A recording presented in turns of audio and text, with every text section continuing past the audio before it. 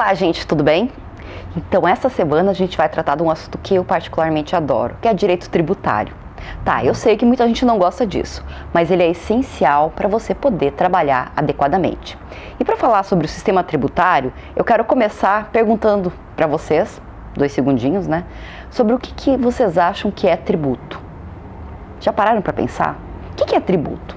Por que eu tenho um tributo?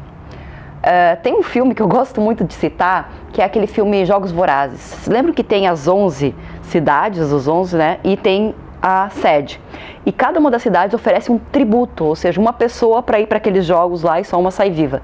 Tributo basicamente é, no início, a ideia de você se curvar perante alguém, um soberano, em troca de algum favor. Então, lá no início, lá nos primórdios, as cidades e estados, por exemplo, pagavam tributo para o soberano e, em troca, elas recebiam a proteção. É dessa lógica que vem tributo.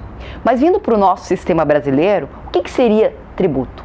O Código Tributário Nacional Brasileiro, ele define da seguinte forma tributo: prestação pecuniária compulsória, ou seja, não é uma opção, eu tenho que pagar, em moeda ou em cujo valor se possa exprimir, tem que ser em reais, em que não constitua em um ato ilícito. Portanto, o tributo não é uma pena, uma sanção, ele é uma obrigação e instituída em lei. Só lei pode instituir tributo, decreto não pode instituir um tributo, por exemplo. E ela é cobrada mediante uma atividade administrativa plenamente vinculada. Essa é a definição de tributo que vocês vão encontrar também no nosso material, ok?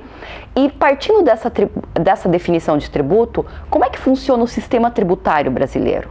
Por mais que vocês imaginem que não, existe um sistema organizado para tratar da tributação no Brasil. Esse sistema se dá com base na Constituição Federal de 88 e está previsto nos artigos 145 a 162 e ainda o artigo 195 da Constituição. Ele é complementado pela Lei Complementar, que na verdade é um decreto-lei, número 5172 de 1966, que é o Código Tributário Nacional. Então, como é que funciona esse sistema? Primeiro eu tenho a Constituição, lembra da nossa piramidezinha? Eu tenho a Constituição. Essa Constituição aqui em cima vai definir quais são os tributos que podem ser cobrados no Brasil, quais são de competência da União, quais são dos estados e quais são dos municípios.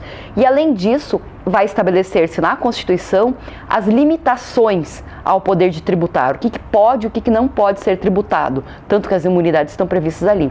E como que se dá a questão da legalidade dos tributos. É isso que está ali na Constituição Federal. Depois da Constituição, eu vou ter o Código Tributário Nacional, que eu acabei de mencionar. No Código Tributário Nacional, também conhecido como CTN, eu tenho as disposições gerais e a instituição dos principais tributos federais, onde vai estar previsto fato gerador, base de cálculo, sujeito passivo, entre outros elementos que a gente vai tratar na sequência.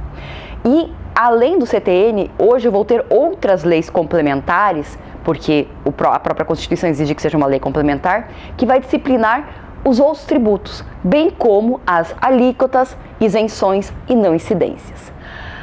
Na terceira parte, eu vou ter leis estaduais e municipais que vão regulamentar, então, esses tributos estaduais e municipais, definindo para cada um deles o fato gerador, a base de cálculo, o sujeito passivo, alíquotas, isenções e não incidências.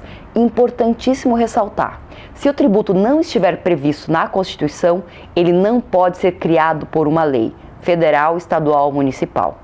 Lembram da CPMF? E lembram que ela foi retirada? Era aquela contribuição provisória sobre movimentação financeira.